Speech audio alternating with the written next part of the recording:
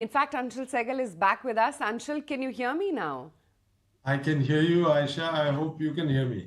Yes, can hear you very clearly. And Anshul, what a howler from Axis Bank. And given the market positioning on some of these, top tier private banks, I guess the fall is going to be very steep on the stock today. Um, Aisha, actually, the howler was really on the provisioning aspect, and the commentary suggested that this was not going to continue for the rest of the year. So the markets may take a little bit of sucker from that. Aside from that, of course, this is a one-off. It's not like this is a banking-wide problem. I've seen some other results which have come out, particularly from the PSU banking space. And those results, both on NII growth as also on provision, have been quite strong. So this is not a banking wide issue. It is probably an issue with this quarter for this bank. And let's see how the market reacts. But my guess is that the markets will take a little bit of sucker from the commentary. And for banking in general, there is, in our judgment, quite a bit of strength going forward. There has been a little bit of tempering of growth, but that is to be expected because the base last year was high, and the year prior to that was also high. Given that, this is an interesting space to look at. Just that there will be that odd stock which will have issues in a quarter here and there. But by and large, banking is a very interesting space to look at. All right, but Anshul, also help us understand that which stocks are looking interesting to you within the banking space? Srishti, actually, within the banking space, both in the PSU banking space as also private sector banking, there are very interesting opportunities. I have been speaking with people, and what comes to mind is that if you look at the PSU banking space, in the year 22, 23, the banks really did exceptionally well because earnings did very well. Earnings came from a bottom and rallied quite meaningfully. Thereafter, the banks have consolidated in the year 24. However, if you look at the valuations, it's not like the valuations are out of whack. It is just that ownership had gone quite high in these banks in those 2 years, and that needed to be digested. Now, that digestion period has played out for the better part of the last year and maybe a year and a half. Having seen that, and now earnings starting to revive again, looks like the PSU banking space looks quite interesting. Also, for SBI in particular, which is the leader, you have a QIP which is 25,000 crores, and what one hears is that the appetite is for as high as 1 lakh crores. So that tells you what is the interest in this space. Even in the private sector banks, some of the leading private sector banks for the last, say, 4 or 5 years have consolidated, have gone nowhere. What used to trade at 4, 5 times book is now trading at 2 times book, much cheaper on price to earnings basis than the Nifty itself. That tells you again that this space, the private sector banking space, there are opportunities amongst the large private sector banks where upsides in absolute returns can be seen going forward. So, a very nice mix of both PSU and private sector banks available at reasonable valuations and offering favorable risk reward.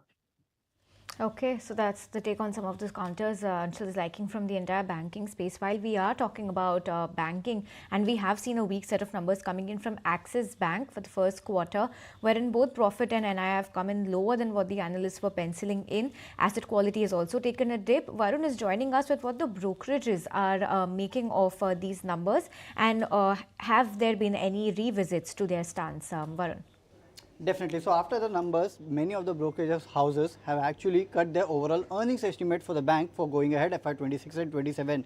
Let me start with Antique. They have a buy call on the stock with a price target of 1300. They say that it's a miss on all the core parameters. The slippages have risen sharply with a sharp jump in overall credit cost. The performance has been weak in terms of margins, growth and asset quality, which continue to remain the factor that is lagging amongst peers.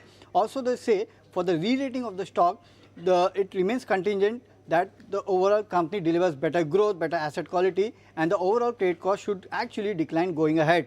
Also, they say that on a quarter-on-quarter basis, though overall the loan growth for the company has improved, but it is still lagging the overall industry growth, and it continues to remain muted, which they will actually keep an eye on going ahead. They expect the ROA to be around 1.5 to 1.7% for FY 26-27, and the ROEs to be around 13 to 15%. They've actually cut their earnings estimate by 8 to 4% for FY 26 and FY 27 as well. Now, Motilal Oswal has also come up with a view on the stock with a neutral call and a price target of 1250. They say the overall slippage surge was basically on the technical impact that the company has seen, but overall parameters of the company has also been mixed. Also, the fresh slippage which has increased, that is a cause of concern for the brokerage house, and they have reduced the earnings estimate for FY 26 and 27 by 8.6 to 5.7%, and they are factoring in higher credit cost and also margin pressure going ahead, and they expect the ROAs and ROEs to be at the range of 1.6 to 14.6% going ahead. So if you look, many of the brokerage houses have actually cut their earnings estimate after the weak results by Axis Bank. Okay, so that's the take on Axis Bank brokerages. But Anshul, coming back to you, the other stock that's going to be in focus today on the back of its earnings is Wipro.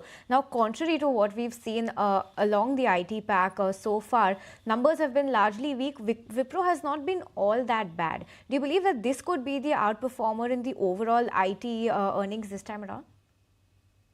That's very likely, given the numbers. But as a sector, the whole sector, if you look at earnings have been flat to low single digit, in some cases even negative, and stocks trade at 30-35 times price to earnings.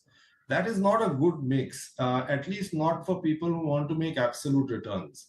Of course, if you want to hide and you want downside protection, clearly this sector with its metrics, large cash flows, high ROCs, this sector is a place where you can hide. But to make absolute returns with these kinds of growth metrics and valuations, it looks highly unlikely. Of course, you'll get the pop on one day when results come out well. That can happen. But for the sentiment to turn in this space, clearly earnings trajectory has to turn and it has to accelerate, which at least in the foreseeable future looks unlikely, given that this is a sector where we would have very little interest. Okay, very little interest when it comes to, the IT pack for sure. But other than banks, Anshul, where else do you think the meaningful surprises on the positive side could come by this earnings?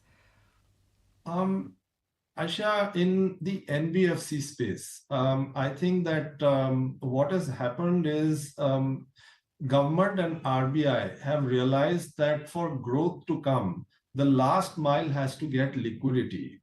And they had, over the last few years, given what had happened in the NBFC space post IL&FS debacle, they had constrained liquidity to the NBFCs. And as a result, the last mile was to some extent constrained of liquidity. In the last 6 months, many of those constraints have been taken away. So there is a realization that liquidity has to flow, and NBFCs are the best route for that liquidity to go to that last mile. And as a result, this space, in our judgment, will see growth, is likely to see even better than expected growth going forward. In fact, on valuations, this space has consolidated again for a very long period of time. Hence, valuations are also reasonable. Taken both of those things together, it looks like this is a very interesting space to look at. Then the long-term theme of manufacturing capital goods in this country, that I think is a running theme which will over the next 5-10 years create tremendous value. And we think that that is a space to be in for sure. Aside from that, there are obviously the stock-specific opportunities, both in pharma as also in consumer durables and a home improvement space. So opportunities galore, but you will have to really dig deep and find growth opportunities in this market.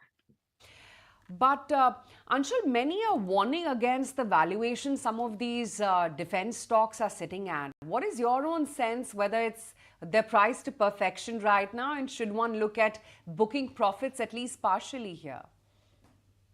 Aisha, we were early investors in defense. I still remember that in the year 21, towards the end of that year, many of these companies were trading at 4 or 5 times price to earnings. And they had order books which covered nearly 6, 7 years of revenues. So at that time, the pendulum was on the completely opposite end where nobody had interest and the stocks were really trading very cheap. Fast forward 3 years, many of these stocks are up 10x, 20x. Bharat Dynamics in particular used to be a 3,000 crore market cap company. It went up to as high as 60,000 crores in a period of 3 to 4 years. That tells you what kind of interest change has played out in this space and what kind of ownership exists here. And then if you look at valuations, companies are trading at 50, 60 times price to earnings, up from 3, 4, 5 times price to earnings. Now, this shift in interest clearly tells you that from here to make those kinds of returns, or in fact, any returns, is going to be not easy. And much of the future is already built into prices.